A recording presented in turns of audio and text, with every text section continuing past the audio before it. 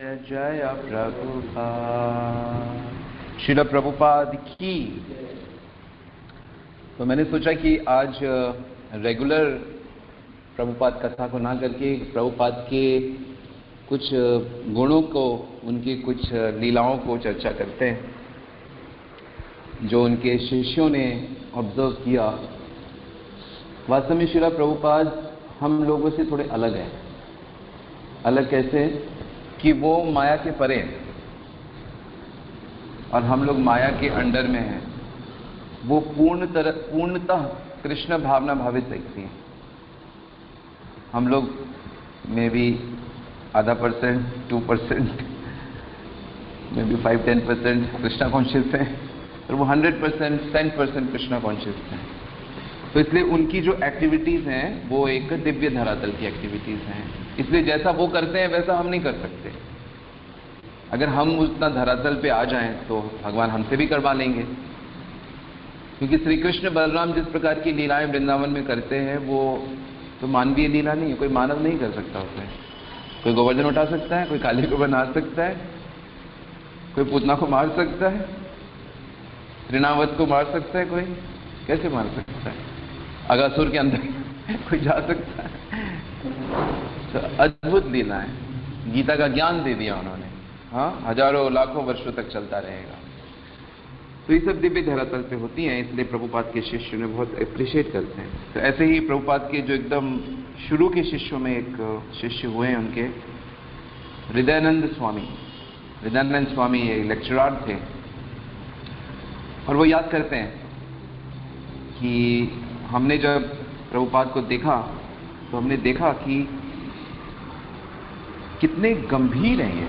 उनके चेहरे को देखकर ऐसा लगता था कि ये व्यक्ति कोई जो भी बात करेगा उसकी उस बात की बहुत ज़्यादा वैल्यू होगी। उनकी शख्सियत ऐसी थी, बहुत ही शांत।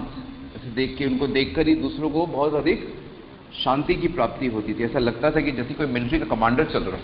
हालांकि छोटे कद के थे और अमेरिका के लोग तो वैसे ही बड़े बड़े कद के होते हैं, मोटे होते हैं। तो उन्होंने देखा कि बहुत, और जब वो किसी विषय पे बोलते थे तो ऐसा लगता था कि वो उस विषय के पूरे अथॉरिटी है। होता है ना, जैसे कोई किसी विषय में बात करता है तो जब उसके बात करने से हमको पता लग जाता है उसको उस विषय में कितना अधिक ज्ञान है। तो जब प्रभुपाद बात करते थे तो ऐसा लगता था कि वाकई ये इस सब्जेक्ट को जैसे पूरी तरह से जानते हैं। और प्रभुपाद की जो बहुत खासियत थी, जो महाराज बताते हैं, हृदयानंद महाराज बताते हैं, वो कहते हैं कि प्रभुपाद की सारी चीज़ें बहुत प्रैक्टिकल होती थी। मतलब वो जो भी बात करते थे वो आप उसे जीवन में उतार सकते हैं। ऐसे हवाई की बातें नहीं करते थे वो। और जब वो नृत्य करते थे तो 70 साल के व्यक्ति को इतने आनंद से नृत्य करते हमने तो अपने जीवन में पहले कभी देखा नहीं। हमने बूढ़े व्यक्तियों को रोते देखा है, लड़ते देखा है, कंप्लेन करते देखा है, पर इस उम्र के इतने उत्साह के साथ हरिनाम कीर्तन में उनको ऐसा करते देखा मैंने तो पहले कभी देखा नहीं। ऐसे ही एक और डिवोटी है, उनका नाम हरी शौरी। वो याद करते हैं और प्रभुपाद के बारे में बताते हैं। तो उनको सेवा मिली कि वो प्रभुपाद के सेक्रेटरी बनेंगे। तो क्योंकि प्रभुपाद जी की एज ज़्यादा थी तो इसलिए उनको एक कांस्टेंट हेल्प की ज़रूरत होती थी। और बहुत, क्योंकि इतने बड़े आचार्य हैं पूरे वर्ल्ड में, बहुत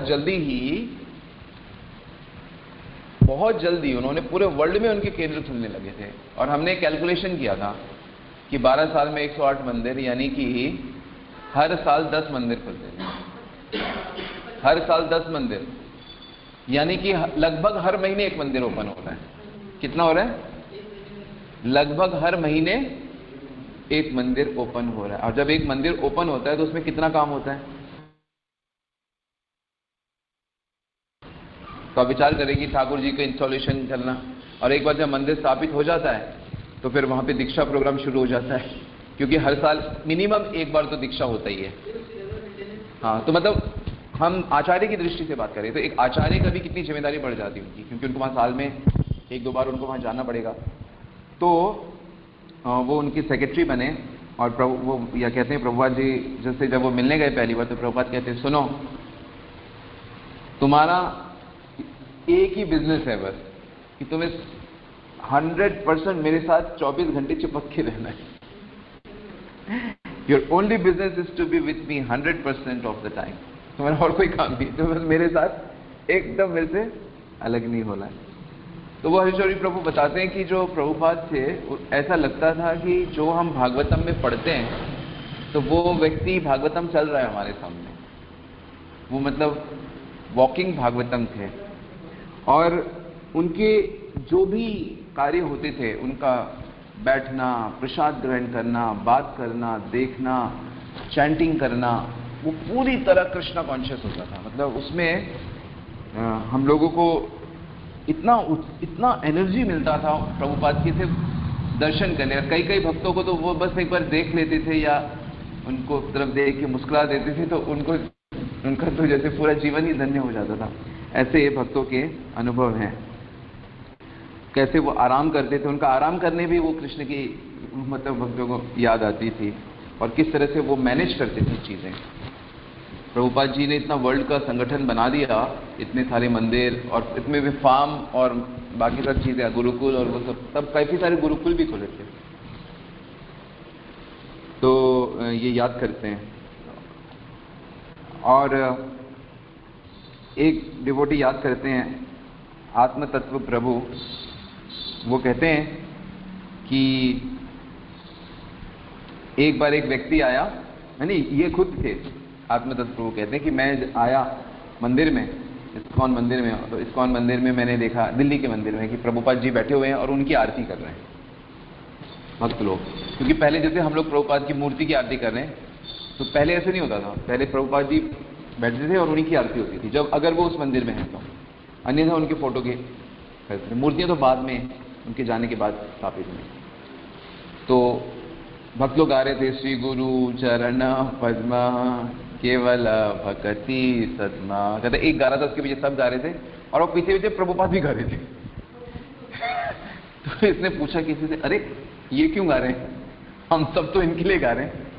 तो वो भक्त ने बोला ये अपने गुरु के लिए गा रहे हैं, तो ये अपने गुरु के लिए गा रहे हैं, गुरु पूजा में बैठे हुए हैं और सब उनकी तरफ वो अपनी। तो उसने कहा बस उसी समय मैंने निश्चय किया कि यही मेरे गुरु जी हैं। मतलब इतना जब उन्होंने इस प्रकार देखा, वो इतना मतलब उससे प्रभावित हो गए। तो आचार्य की हर चीज बड़ी सुंदर होती है। और ये आत्मतत्व प्रभु बताते हैं कि उनके साथ बड़ा सुंदर इंसिडेंट हुआ जब वो दीक्षा के लिए गए। कहते जब मेरा दीक्षा होने वाला था तो मेरा दांत में इन्फेक्शन हो गया। तो दांत में इन्फेक्शन होने के कारण वो दांत साफ नहीं कर पाते थे, और दांत साफ नहीं कर पाते थे तो कहते दिल्ली मंदिर में मेरे को दीक्षा लेने गया। और दिल्ली मंदिर लाजपत नगर में था तब, लाजपत नगर में मंदिर था। और लाजपत नगर में एक हवेली थी, कोठी थी, और उसमें जो ड्राइंग रूम होता है उसको हम बना लेते हैं टेम्पल हॉल। कहते वहाँ पे व्यासासन इतना बड़ा था कि वो आधी जगह वही घेर रहा था। फिर भक्त लोग सब बैठ गए। कहते इतना प्रभुपाद जी दीक्षा जिसको देते थे तो कहते वो बिल्कुल उनसे एक हाथ दूर रहता था। एक मतलब एक हाथ नहीं, मतलब क्या कहेंगे इसको, एक बलिष्ठ इतना सा दूर रहता था। कहते मैं प्रभुपाद जी के बिल्कुल पास पहुंच गया दीक्षा के लिए। तो कहते मैं प्रभुपाद के इतने पास पहुंचा था तो प्रभुपाद दीक्षा से पहले बोलते थे 4 नियम क्या है।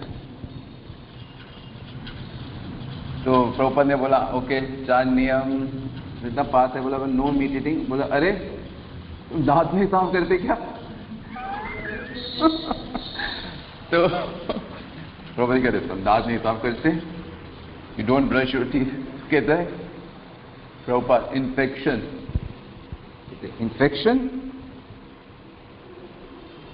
तुरंत माला लिया, कहते 16 माला जप करो। बाकी कुछ पूछा ही नहीं उनसे, चुपचाप 16 माला जप करो। तो फिर जैसे ही वो जाने लगे प्रभुपाद कहते हैं पूरा भौतिक जगत एक इन्फेक्शन है, the whole material world is a infection. फिर कहते हैं प्रभुपाद जी अपना हाथ आगे निकालते हैं, अपने कुर्ते से हाथ आगे निकालते हैं और कहते हैं, आप अपने हाथ को खुजाते हो, फिर रुक जाते हो, फिर आप अपने हाथ को खुजाते हो, फिर रुक जाते हो, फिर आप अपने हाथ को खुजाते हो, फिर नहीं खुजाते। इसलिए नहीं कि आपको आनंद आ गया, इसलिए कि आप वहां से खून निकल रहा है। तो भौतिक जगत भी ऐसा ही है। भौतिक जगत में कभी कोई परेशानी होती है तो हम रगड़ा लगाते हैं, उसमें कुछ थोड़ा सा सुकून मिलता है, फिर रगड़ा लगाते हैं, फिर रगड़ा लगाते हैं, लेकिन धीरे धीरे क्या होता है कि वहां से खून निकलने लगता है, परेशानी होने लगती है। तो ये भौतिक जगत में इन्फेक्शन को प्रभुपाद समझा रहे थे। तो भौतिक जगत कैसा होता है कि हमें लगता है कि हम थोड़ा सा खुजा के हम अपनी प्रॉब्लम को क्या करेंगे, सॉल्व कर लेंगे, लेकिन ऐसा हो नहीं पाता। तो एक बार क्या हुआ कि जब प्रभुपाद अलग अलग जगह पे जाते थे तो भक्त लोग क्या करते थे कि जितने भी लोगों को वो जानते हैं ना, वो उनको प्रभुपाद से मिलाने लाते थे। क्योंकि बड़े बड़े लोग जब आते हैं तो प्रभुपाद उनसे बात करते हैं, उनको कृष्ण के बारे में बताते हैं, उनको अफेक्ट करने के। तो कहते वहां पे एक भक्त ने क्या किया, वहां मैक्सिको के मंदिर में मिस मैक्सिको को लेके आ गया, जो उस साल की सुंदरी थी। होता है ना एक, मतलब जिस देश की, जैसे मिस इंडिया, मिस अमेरिका, तो वो लोग क्या करते हैं, सब जगह जाना चाहते हैं, वो भी सब जगह जाना चाहते हैं, तो उनको पूरा साल भर घूमना होता है। तो वो मिस मैक्सिको को लेके आ गए और मिस मैक्सिको आके कहती है, उसको प्रसाद विसाद खिलाया, उसको मंदिर के बारे में आके जब प्रभुपाद जी से मिलती है और कहती मुझे यहाँ आके बहुत अच्छा लगा, बहुत अच्छा, मैं फिर आऊँगी, इतनी इंप्रेस हुई हूँ। तो हालांकि वो स्पेनिश में बोल रही थी, पर एक शिष्य ट्रांसलेट कर रहे थे। प्रभुपाद ने कहा क्या कह रही है, तो प्रभुपाद ये कि दोबारा आना चाहती है, इनको बहुत अच्छा लगा। प्रभुपाद ने बोला, उससे पूछो ये क्यों आना चाहती है दोबारा से। तो उसने बताया कि प्रभुपाद पूछ रहे हैं कि तुम दोबारा से क्यों आना चाहती हो यहाँ पे। तो उसको कुछ समझ नहीं आया कि मतलब, क्योंकि वो तो जहाँ पे भी जाते हैं सब लोग ऐसे ही बोलते हैं कि हाँ हम बड़ा अच्छा है, हमें फिर ऐसे कहते हैं ना हम लोग किसी के यहाँ भी जाते हैं। तो वो बेचारी चुप हो गई, कुछ बोल नहीं पाई, उसे समझ नहीं आया कि क्या बोलना है। प्रभुपाद जी ने कहा कि अच्छा बताओ तुमने मेरी किताबें पढ़ी हैं क्या, कोई भी किताब पढ़ी है। तो उन्होंने पूछा कि आपने कोई किताब पढ़ी है। गुरु जी पूछ रहे हैं, प्रभुपाद जी पूछ के, नहीं मैंने कोई किताब नहीं पढ़ी। तो कहती फिर क्यों आना चाहते हैं यहाँ पे, जब तुम्हें कुछ समझ ही नहीं है यहाँ पे। कहा कि आप किताबें पढ़ो। तो कहने का मतलब ये था कि प्रभुपाद जो थे वो ऐसा नहीं कि कोई बहुत सुंदरी है तो उसके हिसाब से चीज़ों को देखेंगे। उनका हमेशा ये लक्ष्य रहता कि नहीं, हम लोगों को ग्लैमर से अट्रैक्ट नहीं होना चाहिए, हम लोगों को इस पर फोकस करना चाहिए कि हम लोग कृष्ण भावना भावित चीज़ों को आगे करें। क्योंकि मैंने भी देखा है दिल्ली मंदिर में, जब हेमामालिनी आई थी तो सारा मंदिर उसके पीछे चल पड़ा। हेमामालिनी जी आई थी जब। तो कहने का मतलब ये कि कृष्ण कॉन्शियस में बहुत सतर्कता से और बहुत ध्यान से हम लोगों को आगे बढ़ना चाहिए। ऐसे ही एक लेडी आई एक बार, और प्रभुपाद जी भगवद गीता पे लेक्चर कर रहे थे, और एक लेडी आई और वो भी लेक्चर सुन रही थी। तो उसने कहा कि नहीं, मेरे गुरुजी तो ऐसा बोलते हैं, मेरे गुरुजी तो ऐसा बोलते हैं, मेरे गुरुजी तो ऐसा बोलते हैं। और उनकी बातों से ये पता लगा कि वो मायावादी है। क्या है उनके गुरुजी, क्या है? मायावादी। मायावादी का मतलब होता है कि जो भगवान श्री कृष्ण के शरीर को माया का मानते हैं। ये दिव्य चिन्मय शरीर नहीं है, ये माया का शरीर है। ये निराकार भगवान ही माया का देह लेकर साकार रूप धारण करते हैं, पर असली निराकार है इस तरह। और हम वैष्णव लोग क्या मानते? नहीं, भगवान के शरीर को निराकार कहना वो एक बहुत बड़ा अपराध है। भगवान का दिव्य चिन्मय स्वरूप होता है, दिव्य स्वरूप से वो अपने भक्तों के साथ दिव्य संबंध रखते हैं, और ये नित्य शरीर है। आध्यात्मिक जगत गोलोक वैकुंठ में भगवान के अनगिनत अलग अलग रूप होते हैं। तो उस लेडी ने कहा कि कृष्ण का मतलब होता है, उनके गुरुजी ने समझाया था उनको कि कृष्ण का मतलब होता है काला, काले का मतलब होता है कुछ नहीं। काले का मतलब क्या होता है? कुछ नहीं, अननोन, जिसको हम जानते नहीं है, जिसको हम जानते नहीं हैं, जिसको हम जान नहीं सकते हैं। और परम सत्य को हम जान नहीं सकते एक्चुअली, इसीलिए वो निराकार है। तो इस तरह से उस लेडी ने समझा है। तो प्रभुपाद ने कहा कि अच्छा, अगर वो कृष्ण को नहीं जान सकते, प्रभुपाद जी उस लेडी को समझाते हैं कि अगर कृष्ण को वो नहीं जान सकते तो कृष्ण की गीता पे टीका क्यों कर रहे हैं? कृष्ण को अगर नहीं जान सकते तो कृष्ण की भगवत गीता पे आपके गुरुजी टीका कैसे करेंगे? वो खुद ही कहते हैं कि कृष्ण को कोई नहीं जान सकता, तो कृष्ण क्या कह रहे हैं गीता में वो आप कैसे उसको समझा सकते हो? क्योंकि आप तो जान ही नहीं सकते, आप तो कह रहे हो कृष्ण कह रहे हैं। फिर प्रभुपाद कहते हैं नहीं, सच में ऐसी बात नहीं है। गीता में भगवान श्री कृष्ण ने खुद बताया है, भक्त्या माम अभिजानाति, कि जो मेरा भक्त है वो मुझे जान सकता है, बिल्कुल वैसा जान सकता है जैसा कि मैं हूं। तो क्योंकि वो डिवोटी नहीं है, जो भगवान का भक्त नहीं है, उसे गीता पे टीका करने का, गीता पे बोलने का वास्तव में कोई अधिकार नहीं है, क्योंकि केवल भक्तों के द्वारा ही मैं जाना जा सकता हूं। तो इस प्रकार प्रभुपाद ने ये छोटे छोटे से इंसिडेंट हैं जिसमें वो किस तरह से चीज़ों को हैंडल करते थे और किस तरह से वो हर किसी को कृष्ण भगवान के शरण में लाने का प्रयास करते थे। ठीक है, श्रील प्रभुपाद की। तो किसी का कोई सवाल है तो आप पूछ सकते हैं, अन्यथा हम लोग यहीं पर रुकेंगे।